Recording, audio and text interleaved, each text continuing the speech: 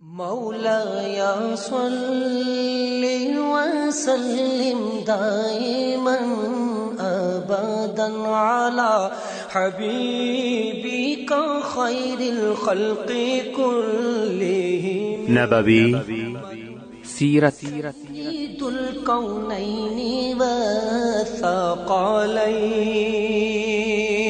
محمد په دې خبرونه کې به تاسو ته د رسول الله صلی الله علیه وسلم د ژوند حالات په تفصیل سره وړاندې شي.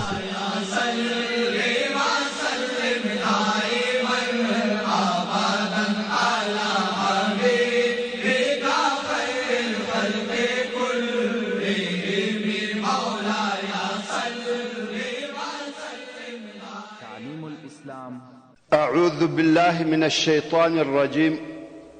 بسم الله الرحمن الرحيم.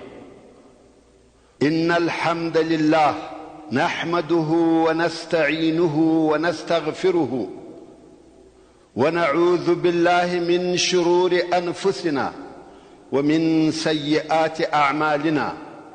من يهده الله فلا مضل له ومن يضلل فلن تجد له وليا مرشدا. اللهم أرنا الحق حقا وارزقنا اتباعه وأرنا الباطل باطلا وارزقنا اجتنابه. أما بعد، ورونو نو ابو لهب په داسې مرضی مرسو چې خلک یې پښتنې ته هم نه ورتله، حتی پس له مرګه اولادونه د شخېدو دپاره نور نږدې کېده. په هغه خونه کې پروت و، څو وپړسېدی او بویه وکړي چې خلقو ویل که څه هم داسې وي خو پلار دغسې نسی پرېښولی. څو زامن یې مجبوره سوه، هلته یې یو غار وکیندی او ده یې په اوږدو لرګو ورپورې وهي او د لرې یې ډبرې پر وغورځولې. ده یې په هغه خونه کې په ډبرو پټ کړي. دا د ابو لهب خبیث مرګ و. موږ مخکې درته ویلي وه چې رسول الله صلی الله علیه و آله وسلم مدینې منورې ته نفر ولېږل چې هلته د مسلمانانو د کامیابی خبر ورکړي. دغه زیری کوونکي دوه نفره وه چې یو یې عبدالله ابن رواحه رضی الله تعالی عنه چې په مدینه منوره کې د عالیه یعنی لوړ طرف اهل خبر کې، او بل یې زید ابن حارثه رضی الله تعالی عنه چې د مدینه منورې د کښته طرف اهل خبر کې. دغه دوه نفره د رسول الله صلی الله علیه و آله وسلم پر اوښه سپاره دي، په مدینه منوره کې ګرځي او د فتح او کامیابی زیری بیانوي. مګر د دوی دغه د زیری د بیانولو طریقه د عادت څخه مخالفه و. هغه دا چې کوم وخت چې دوی مدینه منورې ته ورسېده نارې وهي، ابو جهل ووجل سو، عتبه ووجل سو، شیبه ووجل سو، فلانی فلانی فلانی د خلقو نمونه یادوي ووجل سو. د مکې مکرمه د مشرکانو ټول سرداران یادوي. اول خو دا معقوله نه ده چې ټول دي وجل سوي وي، او بل د مدینه منورې خلق خبر و چې مسلمانان قافلې ته وتلي دي، نه جنگ ته. نور حال خو بیا وهغو ته نور معلوم. نو ویل د قافلې او د قریشو د سردارانو یې سره څه، او دا نفر څنګه ووجل سو. او دغه زیری کوونکي نفر نور هم و خبرې ته تفصیل نور کوي، رهیدي او دغه نارې وهي فلانی ووجل سو فلانی ووجل سو. د شاوخوا لویان او کوچنیان په پسې دي، حتی د مدینه منورې کوچنیان یې د بیتو پر قسم وایي قتل ابو جهل الفاسق. ترانه یې ځینې جوړه کړه. د مدینه منورې کفار، منافقین او یهود دا خبر نه مني، وایي دا څنګه خبره ده. دوی قافلې ته ولاړه او د هاخوا دا خبر راوړي چې د قریشو د سردارانو څخه او یا نفر په یو ور فنا کیږي. دا د چا زړه ته نه لویږي. نو کفارو او منافقینو ویل دغه نفر درواغ وایي، او په حقیقت کې محمد صلی الله علیه و آله وسلم وجل سوی دی د دوی په قول. او د دې دلیل هم دا دی چې دغه دوه نفره د محمد صلی الله علیه و آله وسلم پر اوښه راغلي دي. صرف مسلمانان غواړي چې په مدینه کې خلق سره ونه پاشل سي، نو یې دغه خبر راوړی دی. دا بیا د یهودو او منافقینو اوازې وي چې په خلقو کې خبرولې. اوس د مسلمانانو د فتح او کامیابی په عوض د مدینه منورې په کوپارو کې دا خبر نشر سو چې رسول الله صلی الله علیه و آله وسلم وجل سوی دی. یو منافق و یو صادق مسلمان ته دغه خبره وکړه، خو هغه صادق مسلمان ورته وویل دغه خبرو څخه لاس واخلي، کنه والله رسول الله صلی الله علیه و آله وسلم به در خبر کم. بیا نو کفارو دغه خبرو څخه لاس واخیستی. خدا خبر چې د مدینه منوره او واقعي مسلمانانو ته ورسېدی او دا یقین سو چې مسلمانان کامیاب شوي دي، نو ټوله د خوشحالۍ په کالو کې نه زایده او د مدینه منوره ټول اطراف د الله اکبر په تکبیر او د لا اله الا الله په تهلیل رېږدېدل. او د مسلمانانو هغه مشران چې په مدینه منوره کې پاتې شوي و د بدر ولارې ته ورووته چې د رسول الله صلی الله علیه و آله وسلم استقبال وکړي او دغه فتح مبارکي ورته وایي. اسامه ابن زید رضی الله تعالی عنه وایي موږ ته د مسلمانانو د کامیابی خبر هغه وخت را ورسېدی چې موږ د رسول الله صلی الله علیه و آله وسلم پر لور رقیه رضی الله تعالی عنها هغه چې د عثمان رضی الله تعالی عنه زوجه و خاوري واړولې چې د هغې د مریضۍ په سبب رسول الله صلی الله علیه و آله وسلم عثمان رضی الله تعالی عنه پرې ایښی و او زه هم د هغه سره د کومک د پاره پرې شولم. ورونو لکه د مخه چې مدرته ویل رسول الله صلی الله علیه و آله وسلم پس له جنگ درې شپې په بدر کې تیر کړې او د مخه تر بارېدو د هغه غنیمتو په سبب چې په جنگ کې پلاس ورغلی و په مسلمانانو کې اختلاف پیښ شو. کوم وخت چې دغه اختلاف شدید شو رسول الله صلی الله علیه و آله وسلم امر وکړي چې ټول غنیمتونه چې د خلقو سره دي ټول راوړي او دلته کښېږدي. خلقو هم ټول راوړه او د رسول الله صلی الله علیه و آله وسلم سره کښېښول او بیا دغه مشکل د حلولو لپاره وحی نازل شوه. عباده ابن صامت رضی الله تعالی عنه چې د انصارو د مشرانو څخه دی وایي موږ د رسول الله صلی الله علیه و آله وسلم سره ووتلو او بدر ته حاضر سو او بیا د ولشکره سره مخامخ سو. الله عزوجل دشمن ته ماته ورکړه.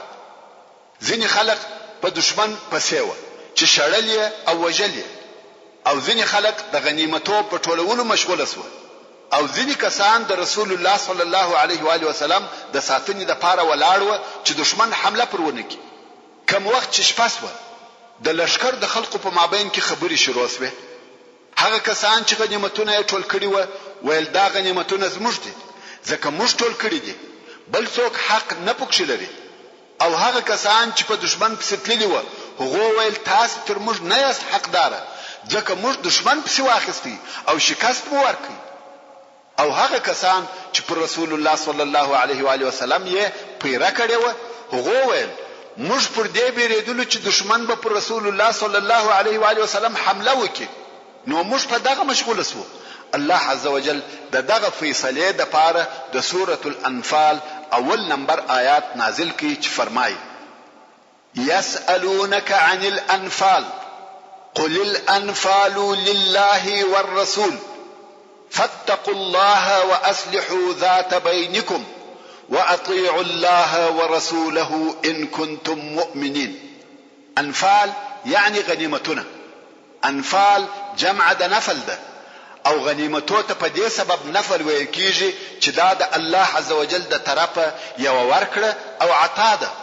نو الله عزوجل فرمایي چې اے محمد صلی الله علیه و آله وسلم دوی ستاسو د غنیمتو په باره کې پوښتنه کوي و دوی ته ووایي چې د غنیمتو مالونه خاص الله او رسول الله صلی الله علیه و آله وسلم لره دي چې د شرعي اصول سره سم یې تقسیم کړي او تاسو د الله جل جلاله څخه وبېریږئ او د هغه حال اصلاح وکړي چې تاسو په مابین کې دی، یعنی په خپل مابین کې دوستی سره وکړي، مخالفت او نزاع پرېږدئ او که تاسو په حق سره مؤمنان یاست د الله او رسول الله صلی الله علیه و آله وسلم حکم ومنئ. پس له هغه څخه چې رسول الله صلی الله علیه و آله وسلم په بدر کې درې شپې تیر کړې نو یې د لشکره سره د مدینه منوره و طرف ته حرکت وکړي. بندیان ورسره دي او هغه غنیمتونه چې د مشرکانو څخه اخیستي دي ورسره دي او د غنیمتو د ساتلو مسؤل عبد الله ابن کعب رضی الله تعالی عنہ مقرره کړي. کوم وخت چې د صفرا تر تنګي تیر سو هلته پر یو غونډي چې د تنګي او النازیه په مابین کې و واړول او دلته غنیمتونه پس له هغه څخه چې خمس یې ځنی وېستي په مساوي او برابر ډول سره پر لشکر وویشل. کوم وخت چې رسول الله صلی الله علیه و آله وسلم د لشکر سره و الروحات ورسېدي دلته د هغه مسلمانانو سره یو ځای سو چې د صلی الله علیه و آله وسلم و استقبال او د فتح او مبارکۍ ته راوتلی و. رسول الله صلی الله علیه و آله وسلم او لشکر ته شراغلی او د فتح مبارکي وای. د لشکر څخه یو ځوان و هغه راوتلو خلکو ته وویل پرچیش مبارکي راته وایست. د یو څو سپینجرو او زړو خلکو سره مخامخ سو ومو وهل ومو وجل او په 2 ساعته کې جنگ پای ته ورسېدی. رسول الله صلی الله علیه و آله وسلم د خبرې څخه ومسل او ویل ای وراره داسې مه وایه هغه خلق د قوم مشران و. اسید ابن حضیر رضی الله تعالی عنہ ورسول الله صلی الله علیه و آله وسلم تول یا رسول الله حمد دی هغه الله لروي چې ته کامیاب کړې.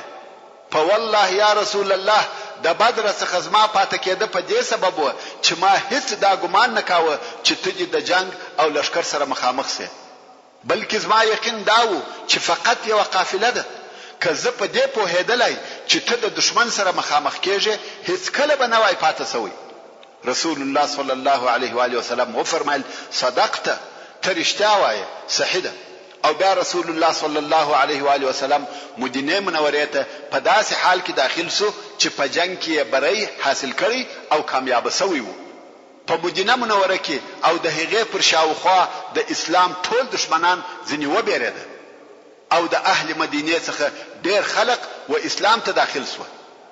او په دغه وخت کې عبد الله ابن ابي ابن سلول منافق او د نور ملګرو پښکارا او ظاهر سره ایمان راوړي خو په حقیقت کې هغه گمراه او هغه کافر وو او هغه د جنگ بندیان د رسول الله صلی الله علیه و آله وسلم تر راتګ یو ورځ وروسته مدینه منورې ته راوستل شو. رسول الله صلی الله علیه و آله وسلم پر خپل اصحاب وویشل او د ښه گزارې سپارښت یې پر وکړي. نو صحابه کرامو په خپل خرما خوړل او بندیانو ته به ډوډۍ ورکول. تاسو پوهیږئ چې هلته ډوډۍ تر خرما ډیره معتبره و. د هغه وخت ډوډۍ لکه د نن ورځې غوښي. نو اصحاب کرامو د رسول الله صلی الله علیه و آله وسلم د سپارښت په سبب دوی ته ډوډۍ ورکول او په خپل خرما خوړل. او خرما خو هغه به قدر شی و چې دوی وخپلو بودګانو ته هم ورکول. اوس چې رسول الله صلی الله علیه و آله وسلم مدینه منورې ته ورسېدی او بندیان هم راوستل شو نو رسول الله صلی الله علیه و آله وسلم د خپل اصحاب سره د بندیانو په باره کې مشوره کوي چې څه ورسره وکړو. ابو بکر صدیق رضی الله تعالی عنہ ویل یا رسول الله دغه خلق د اکا زامن زموږ قوم او زموږ ورونه دي. زما په فکر چې د دوی څخه فدیه واخلو او الایکو. نو دغه شی چې موږ د دوی څخه اخلو زموږ د پاره به پر کفارو اقتصادي قوت سي او ممکن الله عز وجل و دوی ته هدایت وکي مسلمانان سي. نو زموږ د پاره به بازو او قوت سي. بیا رسول الله صلی الله علیه و آله وسلم و عمر ابن الخطاب رضی الله تعالی عنہ ته مخ ورواړو ویل تسوا یا ابن الخطاب. عمر رضی الله تعالی عنہ وای ما ورته ویل زما رایه د ابو بکر د رایه څخه مخالفه ده. زه بیا وایم چې ماته اجازه راکه چې د فلانی غاړه ور پریکم د خپل اقرباو څخه د یو نوم یاد کړي چې مشرک او په دغه بندیانو کې وو. او علی ته اجازه ورکه چې د عقیل ابن ابي طالب غاړه ور پریکي چې عقیل د حضرت علی رضی الله تعالی عنہ ورور او حمزه ته اجازه ورکه چې د خپل ورور فلانی غاړه ور پریکي او د بندیانو څخه هر یو وهغه خپل قریب او دوست مسلمان ته پلاس ورکه چې هغه ووجني. دا د دې لپاره چې الله عز وجل ته وشکاره کو چې زموږ په زړه کې د مشرکانو او د هغو د سردارانو رئیسانو او مشرانو سره دوستي نشته که څه هم زموږ اقرباوي. حضرت عمر رضی الله تعالی عنہ وای د رسول الله صلی الله علیه و آله وسلم د ابو بکر رضی الله تعالی عنہ رایه او نظر خوښ و او هغه چې ما وویل هغه نه کړ قبول، ځکه د عمر رضی الله تعالی عنہ په رایه کې ډیر شدت پروت و، او د نور اصحاب کرامو رایه هم د ابو بکر صدیق رضی الله تعالی عنہ په مثل سره نظر او رایه و. نو فیصله پر دې وسوه چې د فدیه په مقابل کې به بندیان الکو، او رسول الله صلی الله علیه و آله وسلم مکه مکرمه ته حال ولېږي چې راسي خپل بندیان مو د فدیه په مقابل کې بوزي. په دغه باره کې الله عز وجل د سوره الانفال وشپته او اتشپته نمبر آیاتونه نازل کړه چې دا رسول الله صلی الله علیه و آله وسلم او هغه اصحاب کرامو ته چې دغه نظر یې خوشاوه عتاب او ملامتي و. الله عز وجل فرمایي: ما كان للنبي ان يكون له اسرى حتى يثخن في الارض تريدون عرض الدنيا والله يريد الاخره والله عزيز حكيم. یعنی نبی لره دا نشای چې دای بندیان ولري تر هغه وخت چې دای پمځکه کې قوي سي، یعنی د مخه تر دې چې د کوپارو په ډیر وجلو او زخمی کولو نه یې قوي سوی، دا نه د پکار چې بندیان ونیسي او فدیه ځنی واخلي. دا اول او ابتدایي جنگونه دي، دلته باید شدید و اوسه. تاسو د فدیه په اخیستلو د دنیا د اسباب اراده لري، او الله جل جلاله تاسو ته د کفارو د وجلو په سبب د آخرت د ثواب اراده لري. او الله ډیر قوي، غالب او ډیر حکیم دی، ټول کارونه په حکمت سره دي. لولا كتاب من الله سبق لمسكم فيما اخذتم عذاب عظيم. کداغه حکم چې د الله جل جلاله د طرفه په خواله لیکل سوی دی نه وای، نو خامخا به تاسو ته د دغه فدیه اخیستلو په سبب ډیر لوی عذاب درکول سوی وای. د دغه آیاتو تر نزول وروسته رسول الله صلی الله علیه و آله وسلم ناستو او جړل. ابو بکر صدیق رضی الله تعالی عنہ راغلی ویل د چې رسول الله صلی الله علیه و آله وسلم جاړي. د رسول الله صلی الله علیه و آله وسلم څخه د هغه د جړا د سبب پوښتنه وکړه. رسول الله صلی الله علیه و آله وسلم دغه آیات شریف ورته تلاوت کړ. هغه هم ورسره په جړا سو، ځکه دا د هغه نظر هم وو چې فدیه دی واخیستل سي. عمر رضی الله تعالی عنہ وایي شپه تیر سوه او په سهار کې ورسول الله صلی الله علیه و آله وسلم ته ورغلم، که ګورم دوی دواړه ناست دي او ژاړي. ما ورته وویل: یا رسول الله خبر مې که ته او ستا ملګري پر څه شي ژاړئ؟ که داسې کار و چې په ما پورې هم تعلق درلودی زه به هم وژاړم، او که په ما پورې تعلق نه درلودی ستاسې د ژړا دپاره به در سره وژاړم. رسول الله صلی الله علیه و آله وسلم وفرمایل: زموږ د ژړا سبب هغه د فدیه د اخیستلو رایه ده چې ستا ملګرو راته وویل، او ماته د دوی عذاب تر دغه درختې نږدې راښکاره سو. هلته نږدې یوه درخته وه، رسول الله صلی الله علیه و آله وسلم وهغې ته اشاره وکړه. او دا چې الله عز وجل فرمایي: لولا کتاب من الله سبق، یعنی که د الله عز وجل د طرفه د مخه د فدیه حکم نه وای لیکل سوی، نو دغه د فدیه حکم د مخه چیرې لیکل سوی وو؟ هغه د سورة محمد په 4 نمبر آیات کې دی چې الله عز وجل فرمایي: فاما منا بعد واما فداء. یعنی کوم وخت چې مو بندیان ونیول، یا تاسو فدیه ځنی واخلئ یا مفت الکی چې مسلمان بندیان په خلاص کی.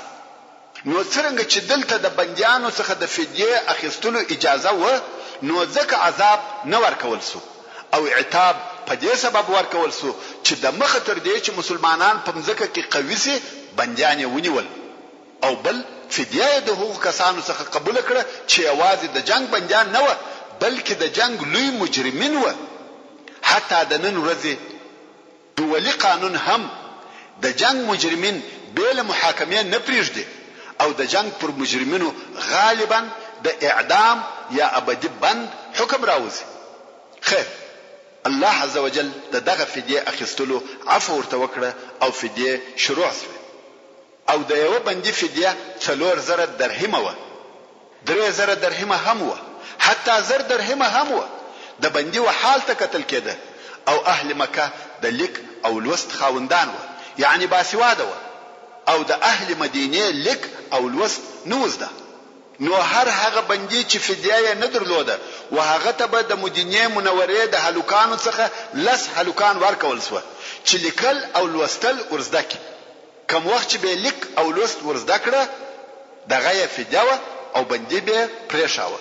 او رسول الله صلی الله علیه و آله وسلم د څو بندیانو سره احسان هم وکړي چې به له فدیه یې اله کړه چې د هغې جملې څخه یو مطلب ابن حنطب او بل صیفی ابن ابي رفاعه. هغه ویل زه په مکه مکرمه کې مال لرم، تاسو ما پرېږدئ چې مکه مکرمه ته ولاړ سم، وعده ده چې خپل فدیه به درته رالیږم. نو رسول الله صلی الله علیه و آله وسلم دای پرېښاوه چې ولاړ سي. دغه نفر بل قصه هم شته چې په ورسته کې به درته راسي. دغه رنګ یو بل نفر چې ابو عزه الجمحي ورته ویل کېده چې د لونو پلار وو، مال او پیسې هم نه درلوده، غریب سړی وو. دغه نفر هم رسول الله صلی الله علیه و آله وسلم بیل فدیه پرېښاوه او ده هم د رسول الله صلی الله علیه و آله وسلم سره وعده وکړه چې هیڅ وخت به د رسول الله صلی الله علیه و آله وسلم پر ضد په جنگ کې اشتراک نه کوي، مګر د خپل وعده څخه مخالفت وکي او د مسلمانانو پر ضد په بل جنگ کې اشتراک وکي او بیا په بندیانو کې ونیول سو.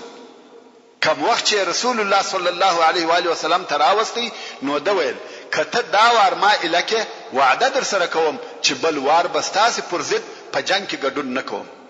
مګر رسول الله صلی الله علیه و آله وسلم هغه خپل مشهور قول ورته ووایه: لا يلدغ المؤمن من جحر مرتين، یعنی مؤمن د یو غاره څخه دوه واره نه وهل کیږي. نو یا ابو عزه ووشي. او ابو العاص چې د رسول الله صلی الله علیه و آله وسلم زوم او د زینب رضی الله تعالی عنها خاوند وو، بیل فدیه په دې شرط پرېښاوه چې زینب رضی الله عنها ته د هجرت اجازه ورکوي. چې دغه قصه به لږ وروسته په تفصیل سره درته بیان. اوس نو فدیه شروع شوه. هر یو د مشرکانو څخه د خپل دوست او قریب په بدله کې فدیه را لیږي او هغه بندي خلاصيږي. بیل ابو سفیان څخه چې په خپل د زوی هم په بندیانو کې وو، ځکه ابو سفیان امر کړی وو چې څوک به فدیه نه لیږي چې د مسلمانانو نور طمع پیدا کیږي. مګر چا د ابو سفیان خبره ونه منل. که څه هم په اول او شروع کې خلکو یو څه صبر وکړي، فدیه نه لیږل، خو آخر مجبور اسوه، اولادونه او اقربا یې نور یې صبر نسوای کولای، هر یو خپل بندي په فدیه خلاصاوه. مګر ابو سفیان هغه خپل خبره په خپل نسوای ماتولای، نو یې انتظار کاوه څو یو د مسلمانانو څخه چې سعد ابن نعمان نومېدی مکه مکرمه ته د عمره د پاره ولاړی. ابو سفیان هغه نفر ونیوي او بندي کړي. د عربو په تاریخ کې اول عمره کوونکی دی چې بندي کیږي. خلقو ابو سفیان ته وویل: ته څنګه داسې نفر بندي کوي چې عمره ته راغلی دی؟ که خلق ستا په دغه عمل خبر سي بیا څوک حج او عمره ته نه راځي. ابو سفیان ویل: که څه هم خلق حج ته ناراضي، خو زه تر هغه نه لکوم چې زما زوی را اعلان کړي. نو رسول الله صلی الله علیه و آله وسلم امر وکړي چې د ابو سفیان زوی دغه مسلمان په بدله کې ور اعلان کړي. ورون لکه څنګه چې د مخه مدرته ویل چې ابو العاص ابن ربيع د رسول الله صلی الله علیه و آله وسلم زوم چې د زینب بنت رسول الله صلی الله علیه و آله وسلم میړو هم په بندیانو کې وو. زینب رضی الله عنها د مخه تر بعثت یا د مخه تر دې چې د مسلمانو شذو نکاح د مشرکانو سره حرامېده، د حضرت خدیجه رضی الله تعالی عنها په خواهش او غوښتنه ودغه ابو العاص ته په نکاح ورکړسوه. او پس له بعثت خدیجه رضی الله تعالی عنها او د دې ټول لونو ایمان راوړي. مګر ابو العاص پر خپل شرک پاتو. د بدر په جنگ کې د کفارو سره راووتی او په بندیانو کې ونیول شو. څنګه چې ابو العاص داسې څوک نه درلوده چې د فدیه ورکړي، او زینب رضی الله تعالی عنها هم مال او پیسې نه لري چې د فدیه د پاره ولېږي، نو یې د خپل مور خدیجه رضی الله تعالی عنها چې تر هجرت د مخه وفات شوې و یو امیل یا د غاړې هار ورسره پروت و چې ودې ته د دې د واده په شپه ور کړی و نو یا هغه امیل د یو څه نور مال سره ورسول الله صلی الله علیه و آله وسلم ته ورولېږي چې دا یې د ابو العاص فدیه رسول الله صلی الله علیه و آله وسلم چې دغه امیل ولیدي خدیجه رضی الله تعالی عنها یې ورپیاس و او ویجړل هغه شذې ورپیاس و چې د صلی الله علیه و آله وسلم سره کومکونه کړی و د علیه الصلاۃ والسلام سره 15 کال ژوند او فداکاری کړی و نو صحابه کرامو ته وویل کبو خوشوي چې د زینب بندي ور الکی او مال هم برته ورکی شبوي صحابه کرامو د رسول الله صلی الله علیه و آله وسلم د عزت او احترام په سبب ابو العاص الکی او هغه مال هم برته ورسره ورکی دا چې رسول الله صلی الله علیه و آله وسلم ابو العاص بل فدیه الکی نو ابو العاص دا پر ځان لازم کړ چې زینب رضی الله تعالی عنها باید پرېږدم چې هجرت وکړي مدینه منوره او خپل پلار ته ورسي کوم وخت چې ابو العاص مکه مکرمه ته ورسېدی رسول الله صلی الله علیه و آله وسلم زید ابن الحارثه او یو بل نفر د انصارو و مکه مکرمه ته ولېږل چې زینب رضی الله تعالی عنها راولي او دوی ته وویل چې تاسو په یعجج کې اوسئ یعجج د یو ځای نوم دی چې اته میله د مکه مکرمه څخه لري دی نو ویل تاسو په یعجج کې اوسئ ترڅو زینب رضی الله تعالی عنها درته راولي او بیا یې دلته راولي نو دوی دوه هم رهیس و او دا رهي کېدل یې تقریبا یو میاشت تر بدر وروسته و او هغه ځای ته ورسېده چې ورته ویل سوی و ابو العاص چې د مدینه منورې څخه مکه مکرمه ته ورسېدی زینب رضی الله تعالی عنها ته اجازه ورکړه چې د خپل پلار و طرف ته هجرت وکړي او زینب رضی الله تعالی عنها هم د خپل کار په سمولو شروع وکړه په دغه وخت کې هند چې د ابو سفیان شزوه او د هغه عتبه لور و چې په بدر کې وجل سوی وو ورته راغله او ورته ویل یا بنت محمد صلی الله علیه و آله وسلم خبر اسوم چې ستا اراده ده چې د خپل پلار و خواته ولاړ سي زینب رضی الله تعالی عنها و بیرده چې راو به میګرځوي نو منکر اسو هند ورته ویل اې د اکالوري ما منکر کېږي هغه د نرانو اختلاف او جنگونه د شذو مابین ته ناراضي هغه د حقوقو کار دی خو کته په دغه سفر کې و پیسو یا کم سامان ته ضرورت لري راته وای چې در پوره کم اسما سره سته زینب رضی الله تعالی عنها وای چې دغه خبرې پرشتیا کوله خو زه بیریدم او د دې څخه منکر وم چې مدینه منورې ته زم کوم وخت چې زینب رضی الله تعالی عنها د سامان د برابرولو څخه فارغ شوه نو کنانه ابن ربيع چې د دې لور وو او شی راوستي او دای پر سپره کړه خپل غشي او لندې ور سره واخسته او په سپینه ورځ دا رهي کړه قریش په دې قصه خبر شو او په سراوه وته په زیتوا کې چې د یو ځای نوم دی په ورسېده اول هغه څوک چې زینب رضی الله تعالی عنها ته ورده مخسو هغه حبار ابن الاسود وو او پر زینب رضی الله تعالی عنها یې نیزه پورته کړه دا و بیرده او د ډیری بیر څخه هغه کوچنی چې د دې پنس کې وو ولوید کنانه ابن ربيع اوش چوکي غشي او لندې واخسته ول والله چې هر یو رانږدې سي مگر دغه غشي د هغه پنس کې وي قریش ځنی وګرځیده خو ابو سفیان د خبرو د پاره ورده مخسو ویل دا د شکار ونه کوي چې شته د پسپنه ورځ د خلقو په حضور راويسته او تاته هغه زموږ غم او مصیبت هم در معلوم دي چې د محمد صلی الله علیه و آله وسلم د لاسه راته پیښتي خلق بوای چې لوري زموږ د ضعف په سبب ورولېږل نو دا زموږ د پاره پیغور دي او د دې راګرځول مشتکمه فائدہ هم نه را رسوي مگر ته داسې وکړه چې شذ بیرته مکه مکرمه ته راوله چې خلق وایي هغه دی موږ بیرته شذ را وګرځول بیا یې بیرته د شپې بوزه او پلار ته وروله کنانه هم بیرته را وګرځیدي او زینب رضی الله تعالی عنها څو شپې په مکه مکرمه کې تیر کړې او بیا یې یو شپه د شپې وېسته څو زید ابن الحارثه او د هغه ملګری انصاری ته ورتسلیم کړ او هغه بیا مدینه منورې ته بوتله دا یو څه هغه واقعي وي چې په بدر کې پیښ شوی وي جبريل عليه السلام د رسول الله صلی الله علیه و آله وسلم څخه پوښتنه وکړه چې تاسو اهل بدر څنګه بولئ، یعنی کومه درجه ورکوي؟ رسول الله صلی الله علیه و آله وسلم و فرمایل اهل بدر په موږ کې هغه بهتر او افضل خلق دي، یعنی د لوړې درجه مسلمانان هغه کسان دي چې و بدر ته حاضر شوي دي. جبريل عليه السلام وویل همدارنګه په ملائکو کې هغه ملائکه افضل او د لوړې درجه خاوندان دي چې بدر ته حاضر شوي دي. دا د بدر عظمت او لوی ده. الله عز وجل د بدر ورځ یوم الفرقان، یوم التقى الجمعان بللې ده، ځکه په دغه جنگ کې د حق او باطل، د کفر او اسلام فرق او جلاوالی راغلی دی، نو ځکه یوم الفرقان ورته وویل شو. او په دغه جنگ کې د کفر او قریشو رئیسان او سرداران ووژل شو. دغه لوی جنگ خبر په ټوله جزیره العرب کې نشر شو، حتی د دې جنگ خبر و نجاشي ته چې د حبشه پاچا ورسېدی، او نجاشي هلته په حبشه کې مهاجر مسلمانان سره راټول کړ او په بدر کې د مسلمانانو د کامیابی زیری ورکړ. د بدر د فتح اخبار و ټول ځایو ته ورسېده. د بدر معظمه غزا په اسلام کې هغه لوی جنگ دی که څه هم په ظاهره کوچنی جنگ او نفر پکښې لږ و. مسلمانان 300 نفر د 1000 نفرو په مقابل کې وجنګېده، او جنگ هم تر 2 ساعته زیات نه، مګر دغه جنگ نتیجه لو او مهمه نتیجه و. مسلمانانو په دې جنگ کې وکولای شوای چې د کفر ټول رئیسان د بین یوسي.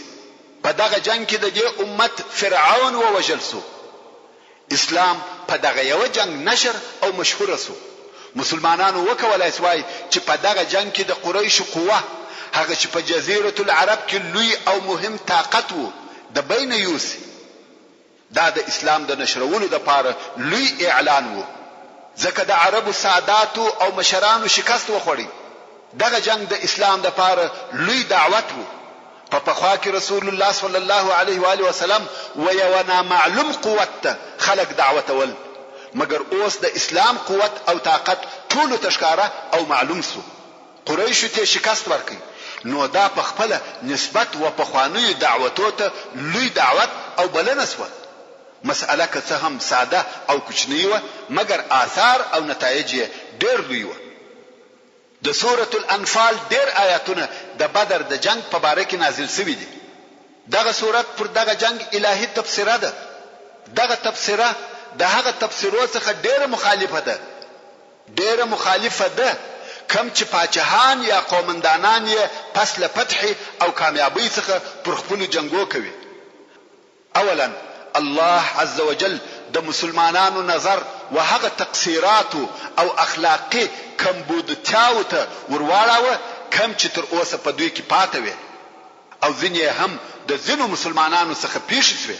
نو هلته داسې آیاتونه نازل شوه چې دوی د خپل ځانو په پوروالي او د اخلاقو په پوره شوالي کې کوشش وکړي چې دغه کمبودتیاو څخه خلاص. او بیا یې هغه حالات بیان کړه چې په دغه فتح کې د مسلمانانو سره الهي تائید، کومک او نصرت ورسره وو.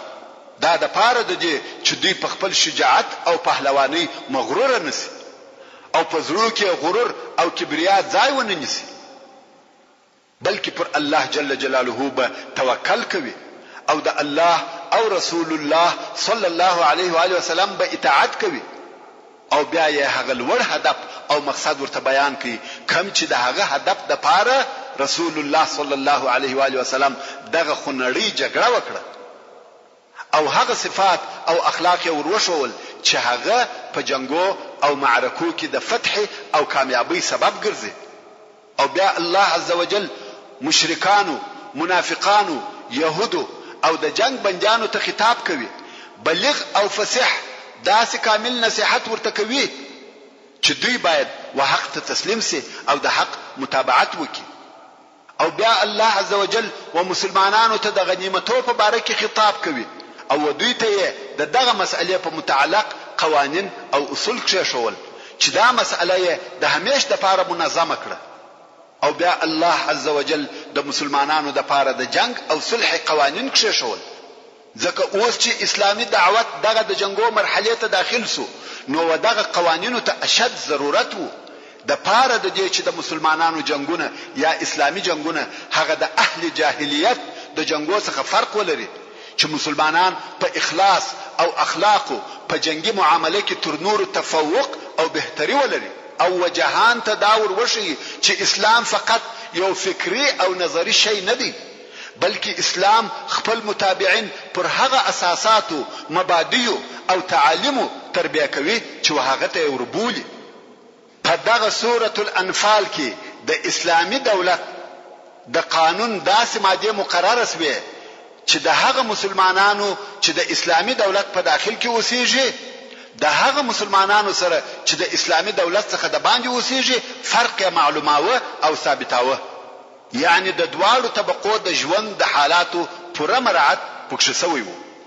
چې دغه ذکر شوی مفاهیم تقریبا د جنگ او د هغه د قوانینو د پاره د سورۃ الانفال خلاصه بلل کېدلای شي لکه څنګه چې د مخه مدرته وویل په دغه دوهم کال کې د هجرت د رمضان د میاشتې روزه فرض و او زکات الفطر یا د کوچنی اختر سرسایه فرض و او د هغه بل فرضي زکات د پاره د نصاب اندازې وشول شوه چې دغه زکات الفطر په فرضیت او د فرضي زکات د نصاب د شوونې په سبب د ډیرو هغه فقیر او مهاجرو د مشکلاتو بار سپکسو کم چې دوی ته تکلیف ورکاوه د بډایانو په مالو کې د غریبانو حق پیدا سو سبحان الله د یو شایسته تصادفي حالاتو څخه یو داو چې د مسلمانانو هغه اول اختر چې په خپل ژوند کې اسلامي اختر کاوه کم چې د هجرت د دوهم کال د شوال د میاشتې اختر وو ذکر روزه په دغه کال فرض و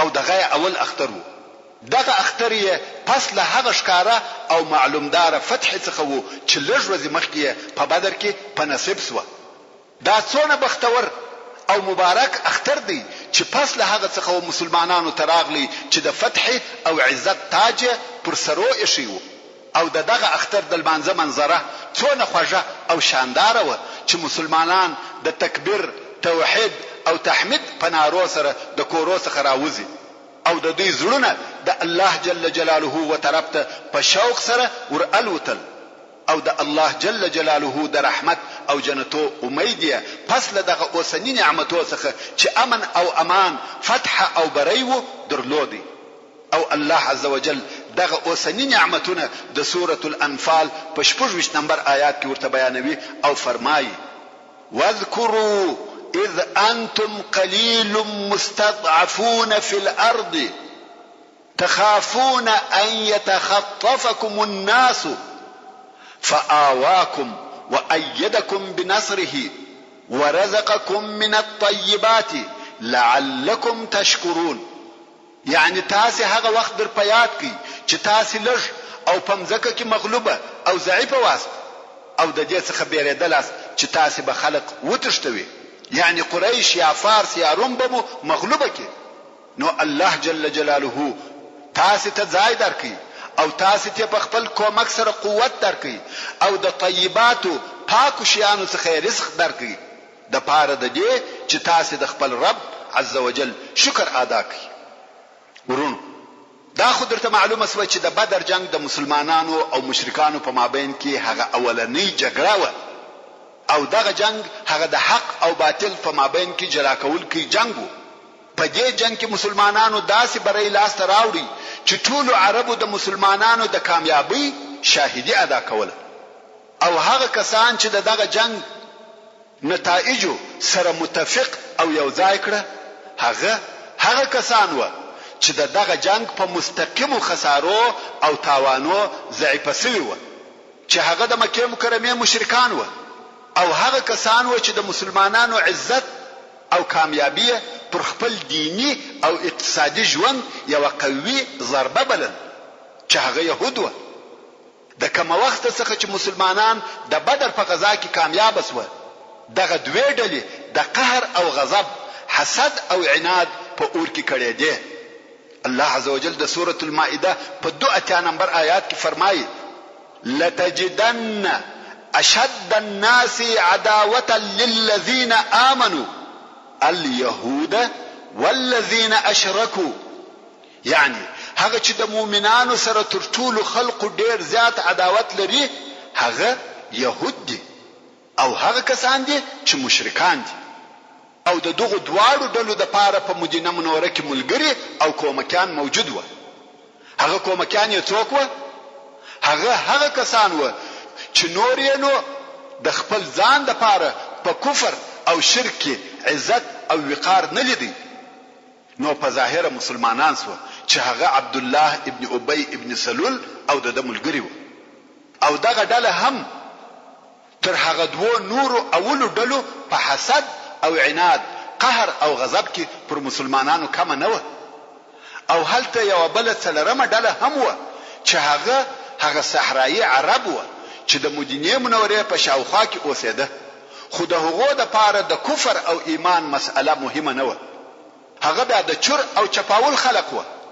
هغه هم د مسلمانانو په نصرت او کامیابی مضطرب او پریشان شو او پر دې بیریده که په مدینه منوره کې یو قوي حکومت جوړ شي نو به دوی د دې څخه منع کی چې د چور او حملو د لارې د قوت او طاقت لاس ته راوړي.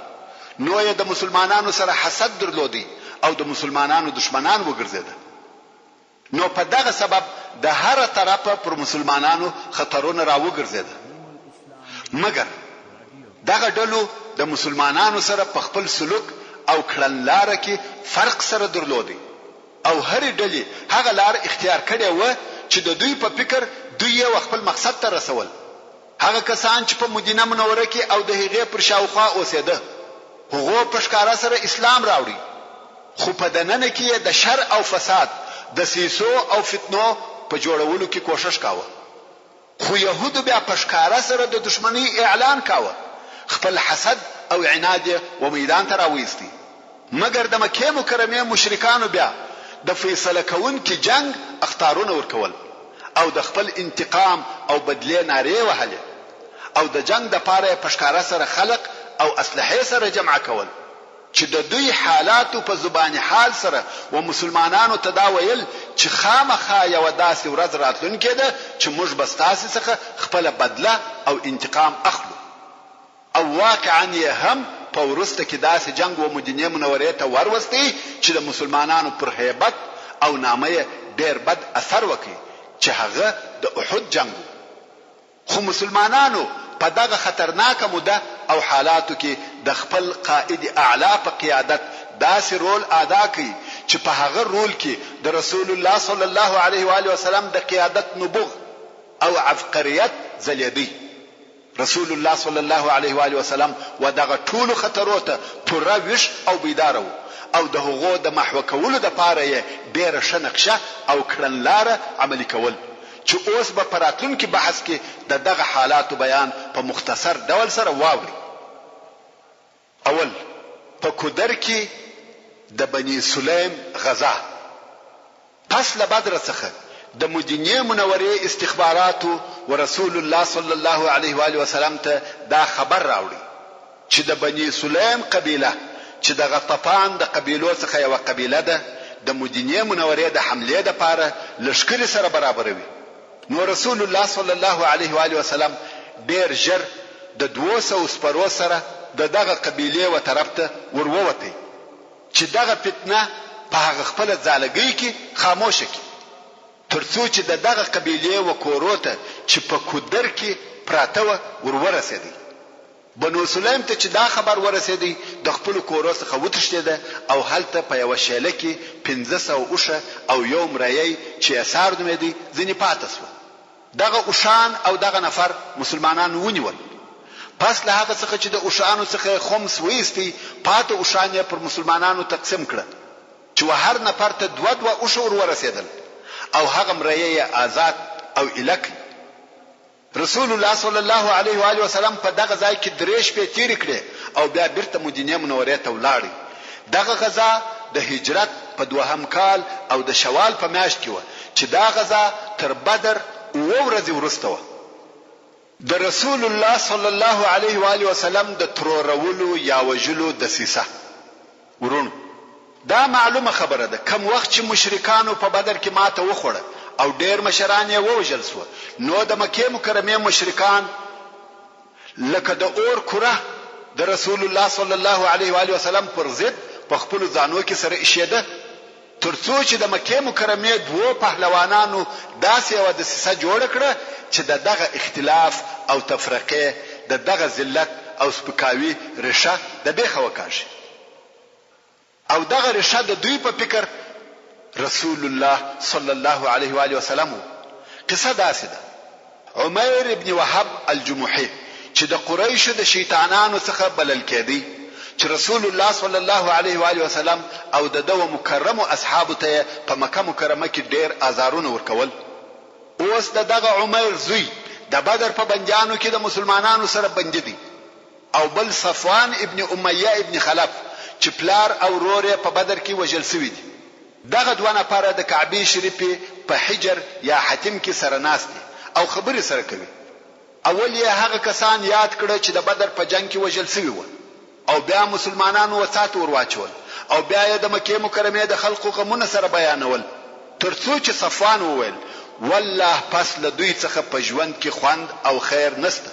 عمر وویل رښتیا وایي، په والله که پر ما پورونه نه وای باندې او پر دغه کوچنی اولادو نه بیرېدلای چې تر ما ورسته به خوار او دربدر سي، زه به دغه اوس د محمد صلی الله علیه و آله وسلم پر طرف د هغه د وجلو د پاره ورهیسوي وای، او زه د ورتلو د پاره بهانه هم لرم ځکه زما زوی د دوی سره بندي دي. صفوان موقع مناسبه ولیده او غواړي چې د لاسه ونوزي. ویل ستا پورې پر ما زه ادا کوم او اولادونه د زما د اولادو سره یو ځای کوم، هر څه چې مې په وسه پوروي په والله هغه نه ځینې منع کوم. عمر ویل دغه خبره د ځان سره وساته چې څوک نسی په خبر. صفوان ویل پیغام اوس. عمر بلاړي خپل توره شتره او په زهرو زهرناک کړه، هغه داسې چې توره بیا ګرم کړه او په زهرو کې به کښېښول. د زهرو او به په وچ شله چې دغه توري زخم بیا نه جوړېدی. دا د هغه وخت زهرناک یا کیمیایی اسلحه و. او بیا مخ پر مدینه منوره رهیسو، ترڅو هلته د مسجد د دروازې سره خپل اوښه چوکه کړه او دای ځینې راکښته سو. تاسو په هیڅ چې د عمر څه نیت او څه مقصد دی؟ محترم ورونو، زموږ د بحث پاتې حسابه ان شاء الله تعالی پراتونکو کې واوري. سبحان ربك رب العزة عما يصفون وسلام على المرسلين والحمد لله رب العالمين.